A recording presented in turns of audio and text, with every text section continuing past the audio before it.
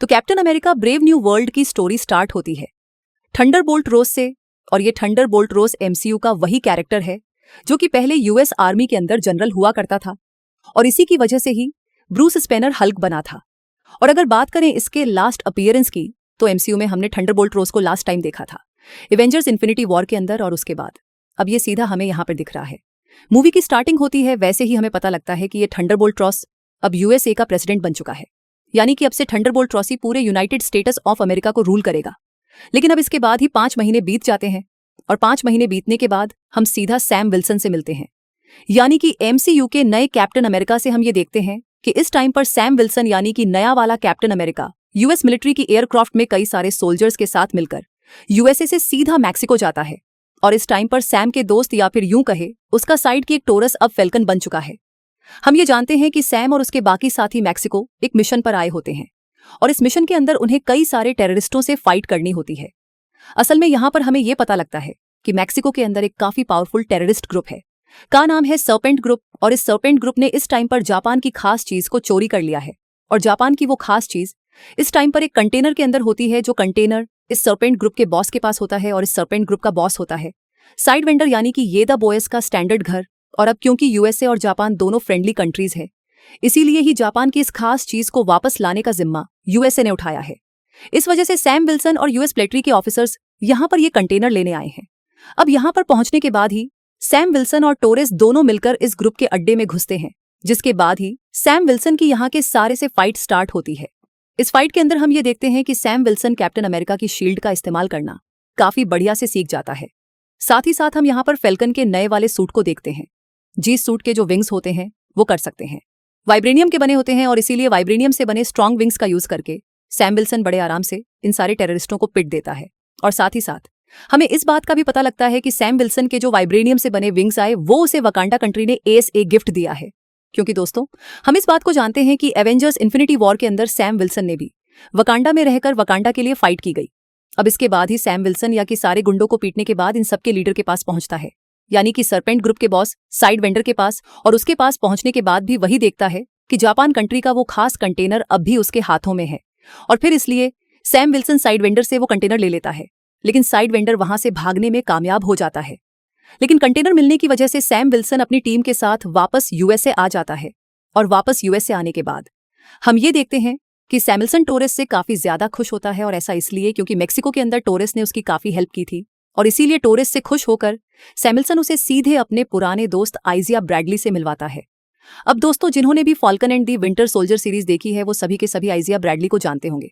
लेकिन हाँ, अगर तब भी कोई इस कैरेक्टर को नहीं जानता है तो आपको टेंशन लेने की कोई बात नहीं है, क्योंकि अभी आगे चलकर हमें इसके बारे में फिर से पता लगेगा। अब यहाँ पर सैमुअल्सन जैसे ही टोरेस को आइजा ब्रैडली से मिलवाता है, वैसे ही वो उसे बताता है कि आइजा ब्रैडली एक सुपर सोल्जर है एंड वो भी एक टाइम पर कैप्टन अमेरिका रह चुका है। ये बात जानकर टोरेस काफी ज्यादा दंग रह जाता है। लेकिन इसी के अगेंस्ट सैम टोरेस को यह बताता है कि जब कैप्टन अमेरिका यानी कि स्टीव रॉजर्स रेड स्कल को हराने के बाद बर्फ में दबकर खो गए थे, तब उसके बाद यूएसए कंट्री ने आइजिया ब्रैडली को अपना नया कैप्टन अमेरिका बनाया था। और एसआईसी ले, क्योंकि आइजिया ब्रैडली भी स्टीव रॉजर्स की तरह ही काफी ज्यादा स्ट्रांग और बहादुर था, जिस वजह से आइजिया ब्रैडली की ताकत, बहादुरी और देशभक्ति को देखकर उसे स्टीव रॉजर्स के बाद कैप्टन अमेरिका बनाया गया। लेकिन कैप्टन अमेरिका बनने के कुछ टाइम बाद ही आइजिया ब्रैडली को 30 सालों के लिए जेल में डाल दिया गया और फिर 30 साल जेल काटने। अब टोरस जैसे ही इस बात को सुनता है वैसे ही वो काफी ज्यादा दंग रह जाता है और इसीलिए वो आईजी ब्रैडली से पूछता है कि आखिरकार आपके साथ ऐसा क्यों हुआ, और जब आप एक कैप्टन अमेरिका थे तो यूएसए ने आपको 30 सालों के लिए जेल में क्यों डाला। ये बात सुनने के बाद ही आईजी ब्रैडली टोरस को ये बताता है कि जब स्टीव रॉजर्स के बाद उसे कैप्टन अमेरिका बनाया गया तब उसने कई सारे सक्सेसफुल विश्वास किए और हर बार अपने कई सारे साथियों की जान बचाई और इसलिए मेरी पॉपुलैरिटी बढ़ने लगी। लेकिन यूएसए की गवर्नमेंट ये कभी नहीं चाहती थी कि एक ब्लैक आदमी एक फेमस सुपर हीरो बने और इसीलिए यूएसए की गवर्नमेंट ने मुझे अचानक से अरेस्ट कर लिया और मुझे जेल में डालकर 30 सालों तक मेरे ऊपर एक्सपेरिमेंट करते रहे और 30 सालों के बाद ही मुझे जेल से आज़ादी मिली। और इसी वजह से मैं अपने देश से तो प्यार करता हूँ, लेकिन मुझे इस यूएसए देश की सरकार से बहुत नफरत है। 4 बजे इस रहने के बाद ही टोरेस, सैम विल्सन और आइजिया ब्रैडली तीनों काफ़ी बातचीत करते हैं और टोरेस और ब्रैडली की भी दोस्ती काफ़ी अच्छी हो जाती है, लेकिन फिर तभी अचानक से रहते हैं वैसे यूएसए के प्रेसिडेंट व्हाइट हाउस में रहते हैं और यही व्हाइट हाउस उनका ऑफिस भी होता है। अब मीटिंग का इनविटेशन मिलने के बाद ही हम ये देखते हैं कि सैम विल्सन जल्दी से तैयार होता है और इजिया ब्रैडली एंड टोरेस दोनों को साथ लेकर सीधा व्हाइट हाउस जाता है। यानी कि तीनों के तीनों पार्टी ज्वाइन करते। गांव 420 एक इला है जहां पे बहुत सारी कंट्रीज के प्रेसिडेंट भी आए हुए हैं। पार्टी में थेडस्टॉस सैमुअल को देखते ही उसकी तारीफ करने लग जाते हैं कि उसने मेक्सिको में बहुत अच्छा मिशन किया था। थेडस्टॉस उससे बर्स्ट थे। वो जापान की खोई हुई चीज को भी वापस हासिल कर लिया था। खैर, अब सभी के सभी लोग मीटिंग रूम के दिल इकट्ठा हो जाते हैं। हेडस्ट्रॉस स्टेज पे आकर मीटिंग का एजेंडा बताने लगते हैं। वो बताते हैं कि आज से कुछ सालों पहले इंडियन ओशन में एक नया आइलैंड पैदा हो गया है, जिसे इस आइलैंड के नाम से जाना जाने लगा था। हेडस्ट्रॉस बताते हैं कि जैसे ही ये आइलैंड उभरा था, आइलैंड ने सारे मुल्कों का ध्यान अपनी तरफ कर लिया। सारे ही मुल्क में नहीं पाए जाते और ये मेटल सबसे ज्यादा स्ट्रांग था। इस मेटल का नाम साइंटिस्ट ने रख दिया था। जैसे जैसे लोगों को के बारे में पता चलने लगा, सभी लोगों ने उसे हासिल करने के लिए यहाँ पे आना शुरू कर दिया। सारे मुल्क ऐड को लेकर जाना चाहते थे और इस चक्कर में सबकी लड़ाई हो सकती थी कि नहीं, वो आइलैंड किसी भी बड़ी जंग की वजह बन सकता था। इसीलिए ने ये मीटिंग रखी थी। उसने फैसला किया था कि वो लोग आइलैंड की एट पेंटियम मेटल को बराबर बराबर बांट लेंगे, यानी वो मेटल बराबर हर मुल्क में जाएगी, जिससे किसी भी मुल्क के दरमियान जंग नहीं होगी। के साथ सभी मुल्कों के प्रेसिडेंट इस बात पर एग्री हो जाते हैं और ये सब लोग मिलकर नया कॉन्ट्रैक्ट करने का फैसला करते हैं। क्या है ये भी बताते हैं कि जापान ने सबसे ज्यादा एडमेंटियम पेज सर्च की थी और एडमेंटियम की प्योर फॉर्म को हासिल भी कर लिया था। लेकिन फिर टेररिस्ट के ग्रुप ने जापान की वो रिसर्च चुरा ली, जिससे फिर कैप्टन अमेरिका बचाकर लेके आया। यानी मूवी के स्टार्ट में जिस मिशन पर कैप्टन अमेरिका गया था, वो मिशन एडमेंटियम मेटल को ही बचाने का था, जिसके लिए सबके सामने कैप्टन अमेरिका और टोरेस का शुक्रिया दाख लेते हैं। इसी मीटिंग के दौरान अचानक से एक बहुत ही अजीब चीज होती है। वहां पर जोर से साउंड स्पेशल जाती है और इन साउंड्स के बजते ही आइडिया ब्रेड भी, जो कि सैम विल्सन के साथ यहां आया था, वो खड़ा हो जाता है। अपने पास वाले गार्ड से जबरदस्ती उसके गंध छींटते हुए उसे दूर दीवार पे गिराता है और इसी गन से के ऊपर हमला कर देता है। सिर्फ आइडिया ब्रीडली ही नहीं, यहाँ पर मौजूद 4 और गार्ड्स जो कि के ही थे, वो भी अपने गन्स निकालकर यहाँ के साथ बाकी सबके ऊपर भी हमला करने लगे। सिचुएशन को कंट्रोल में करने के लिए सैम विल्सन इसिया ब्राइडले के हाथ से गन लेने की कोशिश करता है और इस तरह यहाँ सभी गार्ड्स दूसरे हमला करने वाले गार्ड्स को रोकने लग जाते हैं और ये जंग का सा माहौल बन जाता है। इसी कियास के माहौल में यहाँ पर एक बहुत ही जबरदस्त लड़की की होती है, जिसने उड़ते हुए यहाँ पर फायरिंग करने वाले सोल्जर्स पर हमला करना शुरू कर दिया था। एक एक करके सबको मार दी हुई वो थ्रेड्सरोस को बचाने की कोशिश कर रही थी और इस तरह हमें पता चलता है कि ये लड़की की पर्सनल सिक्योरिटी गार्ड थी। फाइनली सैम विल्सन इस लड़कियों टोरिस्क मेहनत के बाद सभी शूटर गार्ड्स और आइजिया ब्रैंडली पकड़े जाते हैं। कैप्टन अमेरिका यानी सैम विल्सन फॉरेन आइजिया ब्रैंडली के पास जाता है और उससे पूछता है कि तुमने ये सब क्यों किया। मैं जानता हूं तुम कभी भी को नुकसान नहीं पहुंचा सकते, आखिर हुआ क्या था तुम्हें। सैम विल्सन जी इस बात में से सवाल पे सवाल करते ही जा रहा था, लेकिन एक और हैरान कर देने वाली अजीब बात ये थी कि को तो कुछ याद नहीं था। उसे वो बिल्कुल भूल चुका था कि किस तरह उसने के ऊपर हमला किया। वो सैम विल्सन के सामने बिल्कुल इनकार कर चुका था कि तुम जो कह रही हो मुझे बिल्कुल याद नहीं, मैंने ऐसा कुछ नहीं किया। अब आईजीआर ब्रैडली को पे हमला करने की वजह से जेल में डाल दिया गया था। सैम विल्सन उसे कहता है, मैं जानता हूं अगर तुम्हें कुछ याद नहीं तो जरूर इसके पीछे कोई और है और मैं सच का पता चला के रहूंगा और तुम्हें यहां से निकाल लूंगा, ये मेरा वादा है तुमसे। अब इस पूरे की इन्वेस्टिगेशन करने वाला था। वो फौरन के पास गया और वहां जाकर उसने व्हाइट हाउस की सीसीटीवी फुटेज निकाल ली। सीसीटीवी फुटेज को देखते हुए इन्हें काफी अजीबो गरीब चीज से नजर आती है। जैसा कि मीटिंग के स्टार्ट होने से पहले जब अपना फोन यूज कर रहा था तो उसका फोन अजीब तरीके से ब्लिंक हुआ था और इस ब्लिंकिंग में सिर्फ व्हाइट लाइट नजर आ रही थी। और यही सेम काम उन 4 गार्ड्स के साथ भी हुए थे जिन गार्ड्स ने के ऊपर हमला किया था। एक और शॉकिंग चीज इन्होंने ये नोटिस की, केवल सारे गार्ड्स और आइजिया ब्रैडली ने जब हमला किया था ठीक उससे पहले एक गाना बजा था, जैसे उस म्यूजिक ने उन्हें ट्रिगर किया हो। ये देखते हुए सैम विल्सन ओटोरस को ये बात श्योर हो गई थी, क्या आइजिया ब्रैडली और उन 4 घाट से किसी ने ये काम करवाया था और वो 5 बेकसूर है। अब आइजिया ब्रैडली को बचाने के लिए सैम विल्सन तो इसके साथ ही मिलकर ये डिसाइड कर लेता है कि आखिर वो उस आदमी को ढूंढ कर रहेगा जिसने आइजिया ब्रैडली को फंसाया था और टेरेस के ऊपर हमला किया था। ये डिसाइड करने के बाद सैम विल्सन अपनी गाड़ी में बैठकर निकल जाता है। अभी वो रास्ते में ही था कि उसके ऊपर किसी ने एक गन से हमला कर दिया। बाहर निकलकर उसने देखा तो ये वही टेररिस्ट का लीडर था जिसके हाथ से वो जापान का कंटेनर बचाकर लाया था और वो अब सैम विल्सन के सामने बदला लेने के लिए आ चुका था। सैम विल्सन इससे लड़ता है और जल्द ही इसे हरा देता है। उसको हराकर अभी सैम विल्सन फ्री नहीं हुआ था कि उसे कॉल आ गई। कॉल में एक बंदा उसे कहता है, तुमने साथ में को तो मार दिया, लेकिन आगे जो कुछ भी होने वाला है तुम उसमें से किसी भी चीज़ को नहीं रोक पाओगे। इस फ़ोन कॉल ने को परेशान कर दिया था, क्योंकि इस बात से उसने इतना अंदाज़ा निकाल लिया था कि कोई तो है जो उसके ऊपर भी नज़र रखे हुए हैं, और ज़रूर है साथ में का ताल्लुक थर्ड स्ट्रास पे किए हमले से भी होगा। इसलिए वो जल्दी से के पास आ गए। उसकी फ़ोन कॉल को ट्रेस करवाता है कॉल ट्रेस करने पे। उन्हें पता चला कि ये कॉल तो उन्हें एक गवर्नमेंट फैसिलिटी से ही आ रही थी। अब वहाँ पे ऐसा कौन था जो ये सब करवा रहा था, ये जानने के लिए टोरस और सैम फौरन ही वहाँ के लिए निकल जाते हैं। जाकर इन्होंने जो देखा, ये लोग हैरान रह गए। वो फैसिलिटी असल में एक साइंस लैब थी, जिसमें गवर्नमेंट का कोई काम नहीं हो रहा था, बल्कि वहाँ पर कुछ एक्सपेरिमेंट चल रहे थे जो पर्सनली करवा रहा था। पता चलता है कि ये एक्सपेरिमेंट वो तब से करवा रहा था जब वो आर्मी में जनरल था।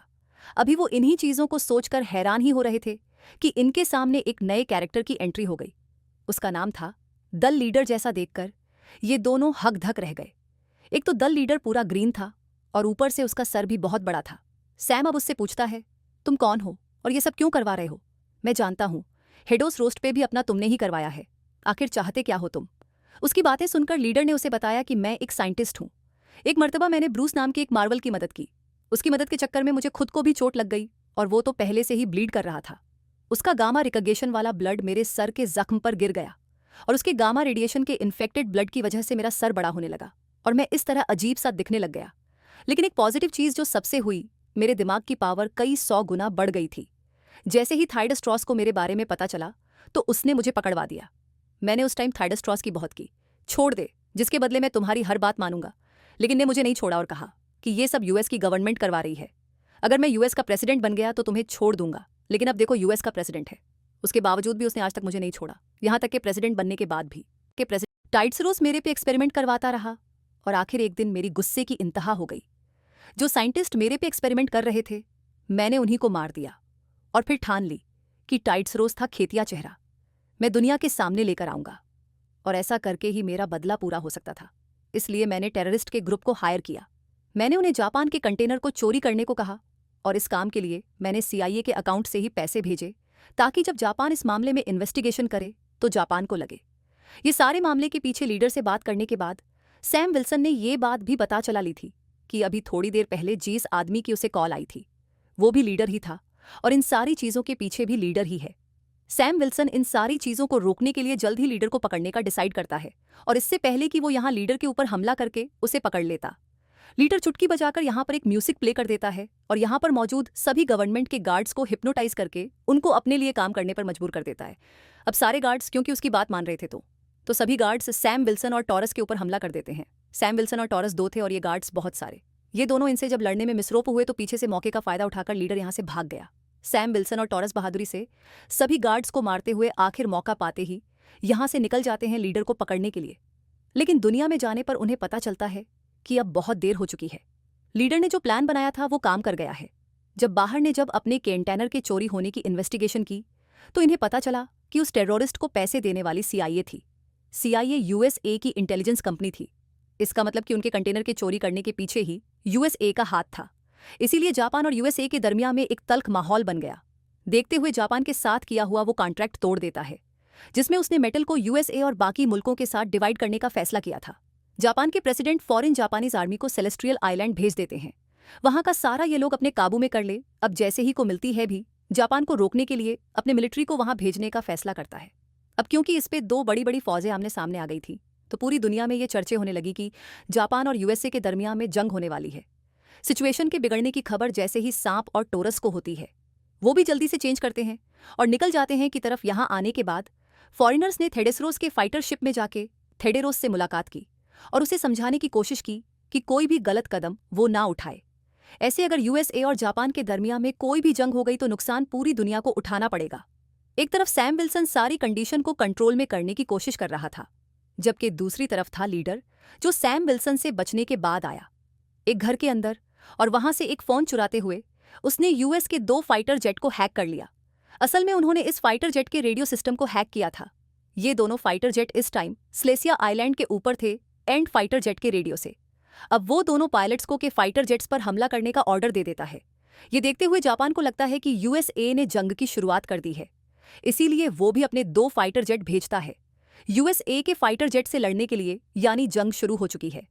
जवानी फाइटर क्राफ्ट अब यूएसए के फाइटर क्राफ्ट के ऊपर हमला करने वाले थे, लेकिन सही वक्त पे नुकसान होने से पहले ही सैम विल्सन और टोरस उड़ते हुए जाते हैं और फाइटर जेट्स के अंदर से यूएसए के पायलट्स को बाहर निकाल लेते हैं।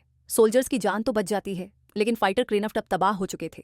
लेकिन शुक्र था कि जान किसी की नहीं गई।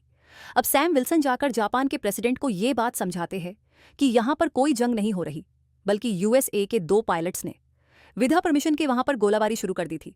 जापान के प्रेसिडेंट सैम विल्सन के बाद भी यकीन करते हैं, और ऐसे सैम विल्सन की वजह से जापान और यूएसए के दरमियान होने वाली जंग खत्म हो जाती है।